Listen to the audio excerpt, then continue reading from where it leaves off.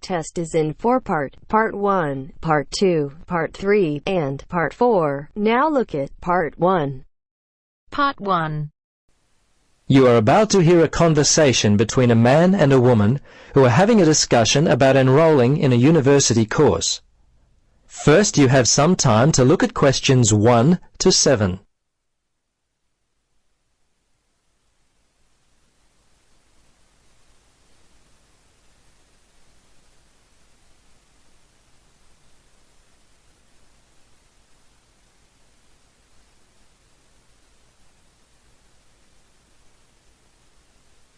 Now, listen carefully and answer questions 1 to 7.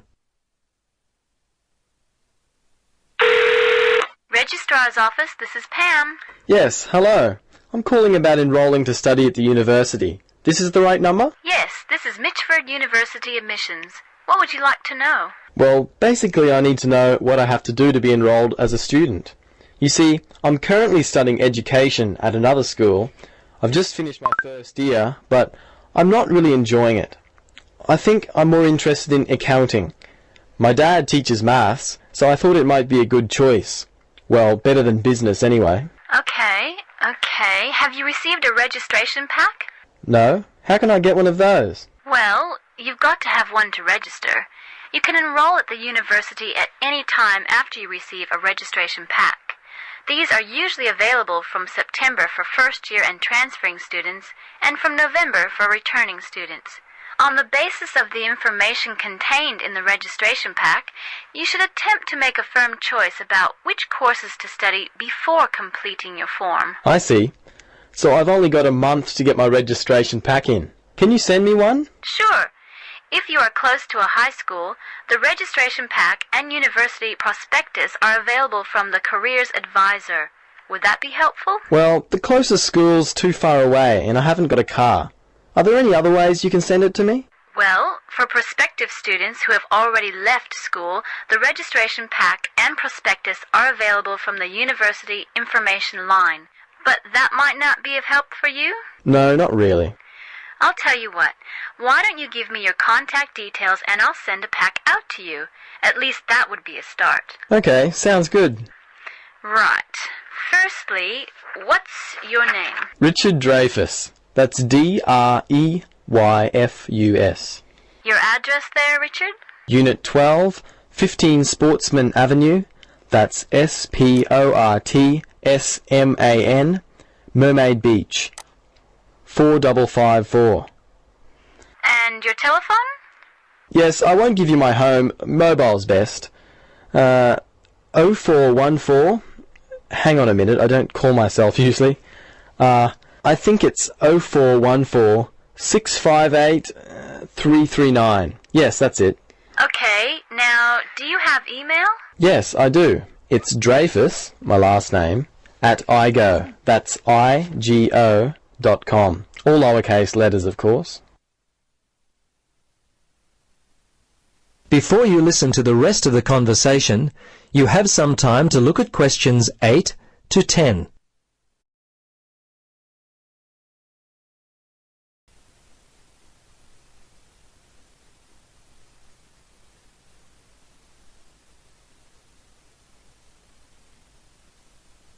Now listen carefully and answer questions 8 to 10. Okay, that looks fine. Now, do you have any questions for me? Yes, I've got a friend who is interested in studying at the university. I'm not sure what would be best, the best way for him to register. Can you give me some suggestions? Sure, there are 3 ways to register. Option 1 is telephone registration. Before you telephone, fill out the registration form included in your pack. This will ensure you have all the information that you require. The number is in your registration packet. Don't forget to hold on to a copy of your registration form for future reference. Yep, okay. Option 2 is registration by post. All you have to do there is complete the relevant sections of the registration form and post the completed form together with all documentation required in the envelope provided. All right. The third way is to simply come in. Visit the Student Information Center in the Information Services building and your friend will receive personal assistance on how to complete his forms. Thanks very much. You've been most helpful. You're welcome. Good luck with your future studies. That is the end of part 1. You now have half a minute to check your answers.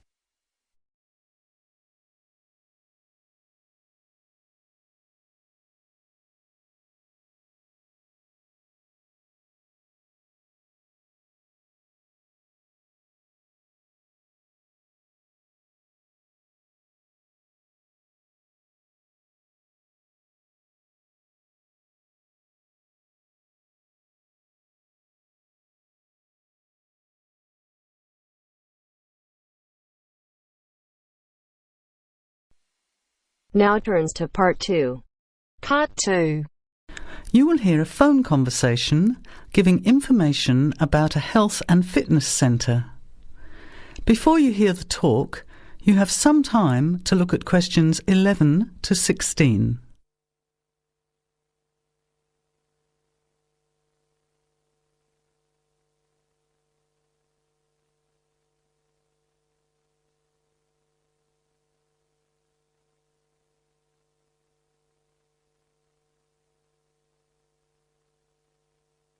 Now, listen carefully to the first part of the talk and answer questions 11 to 16.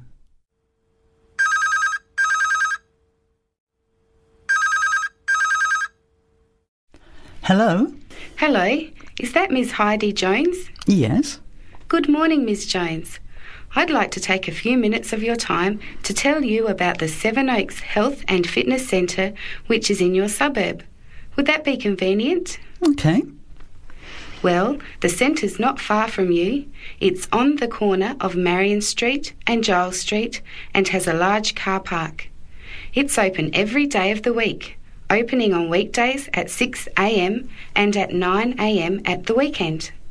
It closes at 9:30 p.m. Monday to Friday and on Saturday at 4 p.m.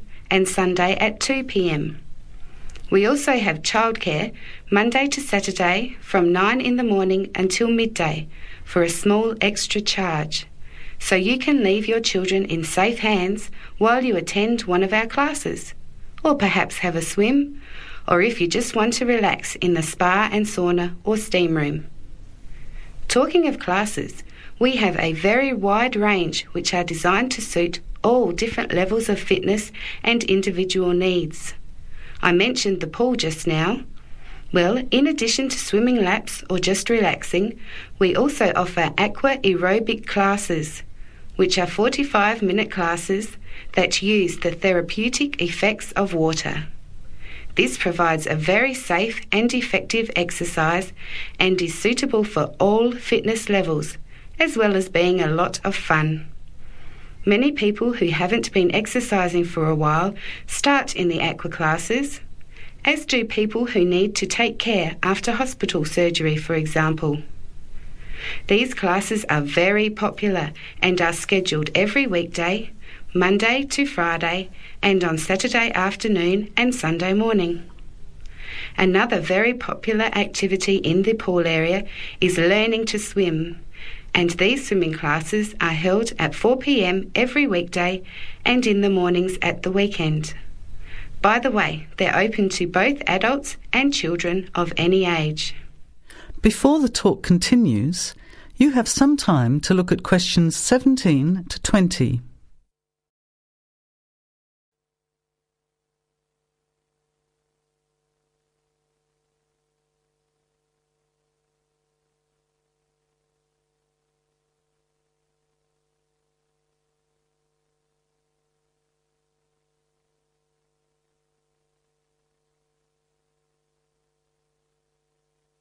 Now, as the talk continues, answer questions 17 to 20. Now, it would take too much of your time to tell you in detail about all our programs, as we have a very wide range of activities at different times. However, I'll just outline some of them. Our super circuit classes are extremely popular, and you get a good aerobic workout while toning your muscles. They're easy to learn as you combine using hydraulic equipment with exercises guaranteed to give you a good cardio workout. The teachers are very good and there's a fun atmosphere. And the classes are very effective in assisting weight loss, relieving stress, lowering blood pressure and generally increasing fitness. Oh, and I haven't mentioned our range of aerobic and step classes of different types which suit all levels. Our specially designed aerobics room holds over 55 people, and our highly qualified and trained staff can advise you as to which class might suit you.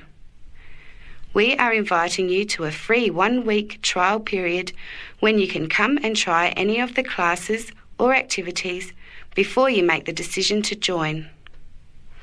By the way, there is also a large and very well-equipped gym where we offer free fitness assessments and you can have an individual program designed just for you. Also, the cardiovascular room has the latest range of machines which help you burn fat, increase your fitness, or just warm up. They're very popular as you can forget all about the calorie burning by watching your favourite music videos on TV while you exercise. Right now we have a very special new member joining fee offer, which allows 2 memberships for the price of 1, a real bargain. So if you can, bring along a friend who'd like to get fit as well in time for summer.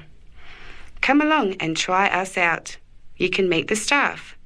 Try out some of the classes for a week, absolutely free. And then, if you like us, sign up for only $110 each for 6 months. Thanks for taking the time to learn about the centre, and I hope we'll see you there soon, Heidi. I'll put one of our brochures in the mail for you right now. Bye for now. That is the end of part 2. You now have half a minute to check your answers.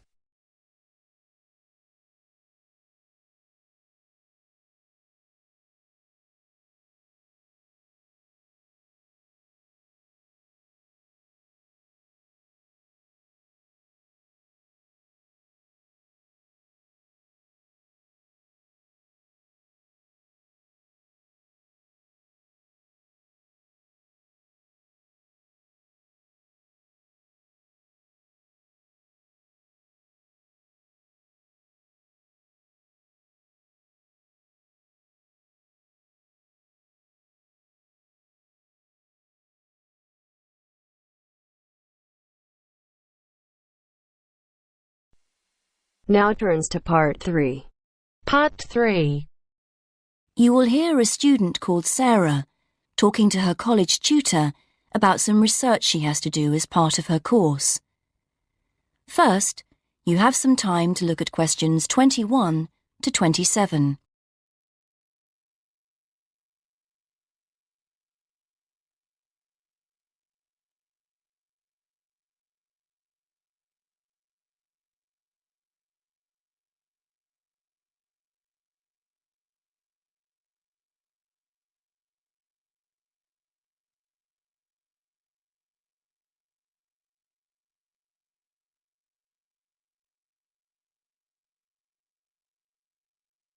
Now listen and answer questions 21 to 27. Hello, Sarah. Hi.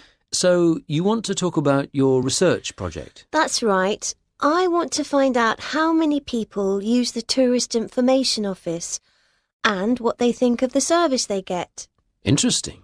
Have you written your proposal yet? No, that's what I wanted to ask you about. What should I include? Someone said I should make a list of my aims first. Well, I don't know about a list. A statement of aims is the correct term. It's just a quick summary of what you hope to get out of the project. OK, and should I include other documents I've prepared, like the questionnaire? I'm still working on that. I can check that later, but I think it's good to prepare an information sheet for participants. It would help you to think about interview methods. It'd be good to see that soon. Oh, right. And I want the project to have statistical data, not just to be a collection of opinions. That's good. So that should be clear from the proposal too. Great. So what else must I include in the proposal? Or are some things optional? OK, some things that people normally put in a research proposal don't really apply to you, like any costs involved. That can be really important in some research projects, but as we don't have a budget, it's not something you need to include. Any costs have to come out of your own pocket, I'm afraid. Yes, I understand that. But I do need to know your criteria for choosing who to interview. I've got to check that you're using good sampling principles, for example. Sure. And what about the way I'm going to analyse my findings? That's not essential at the proposal stage on this project, but if you've got some ideas, include them, because it could save time later. OK. And do I need to make it clear how the report will be organised? Oh, I'm going to be giving you a template to use, so there's no need to go into that in the proposal. Great, thanks. Before you hear the rest of the conversation, you have some time to look at questions 28 to 30.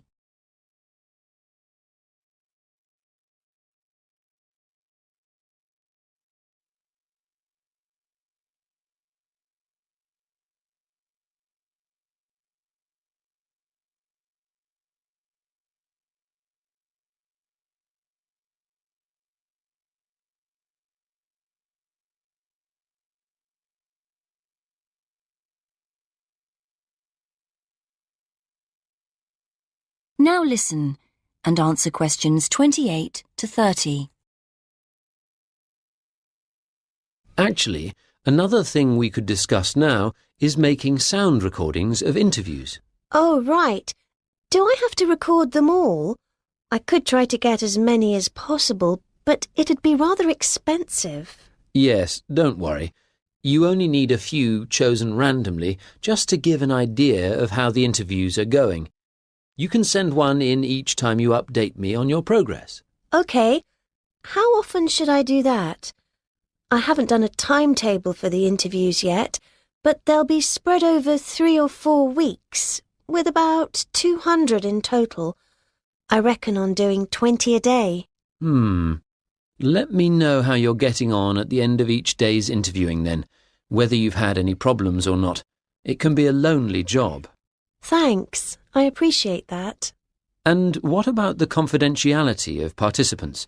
Because that can cause problems. Well, I'm getting them to sign a consent form. It says that I'll only use the information for my research, that I won't pass it on to anyone else. But that's the only promise I'm making. They have to give me their names and agree to their data being stored on the college computer network. That sounds good. You won't put names in your report, I know, and the data will all get deleted at the end of the year, but we don't promise any of that. Sure. That is the end of part 3. You now have half a minute to check your answers.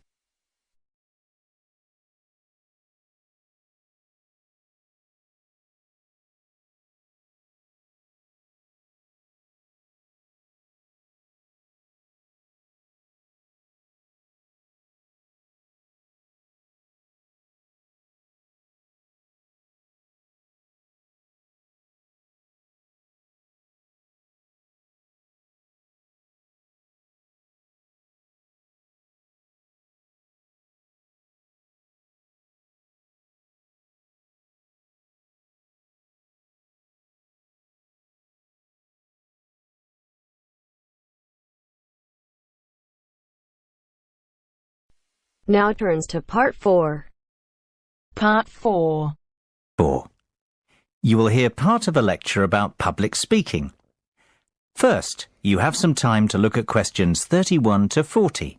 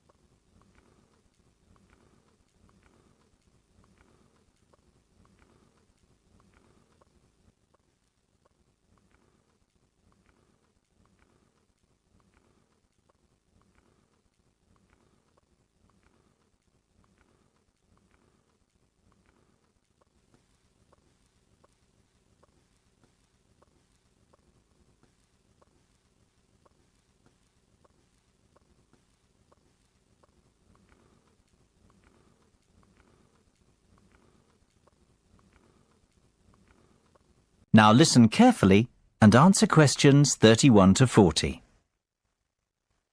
It is only natural to feel somewhat nervous before giving a speech, and while a few nerves never did any harm, and can in fact prove beneficial, letting your nerves overcome you can be detrimental. Today's presentation will focus on ways to control those butterflies and help you to give better presentations in future.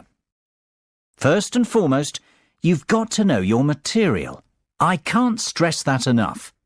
If you fail to prepare, you might as well prepare to fail. Even the most experienced speakers never turn up unprepared and never try to wing it. Personalize your subject and use humour, anecdotes and conversational language. This will make it easier for you to remember what you want to say. Secondly, practice, practice, practice. Rehearse well in advance and preferably out loud and with all the equipment you plan on using. Practice your timing, when to pause and when to breathe, and prepare for the unexpected. Something always goes wrong, especially when you're relying on technology, so always have a backup plan. Get to know your audience before you have to stand up in front of them. Meet and greet them on the way in, perhaps. It is much easier to talk to a group of friends than a group of strangers. And, just as importantly, know your room as well. Arrive early, pace the speaking area, and practice using the microphone and visual aids. The hardest part is trying to relax. Never rush straight into your speech. Begin slowly and address the audience first. In fact, even before you start, take a few deep breaths. You know, 1 1,000, 2 1,000, 3 1,000. This will turn your nervous energy into enthusiasm. Visualization can be a great confidence booster. Visualize yourself making the speech in the way that you intend. Imagine your voice loud and confident, and picture the audience clapping and rooting for you. Remember, people want you to succeed. The audience wants to hear an interesting and insightful speech. They aren't hoping you make a fool of yourself. Whatever you do, avoid making unnecessary apologies. If you make a mistake or two, forget about it. Few will notice, and it will all be forgotten before too long. People often forget the importance of body language. Don't underestimate this. Your words carry far less meaning than your delivery. Success is defined by your intonation and confidence. If you come across as a confident person, people will listen to you. You will command their attention. Stand tall and proud and deliver with conviction. Humans are very bad listeners. We remember less than 25% of what is said and place far more emphasis on how it is said. Last of all, be realistic and give yourself a chance. No one becomes the perfect speaker overnight. It takes time to hone your presentation skills. That is the end of part 4. You now have half a minute to check your answers.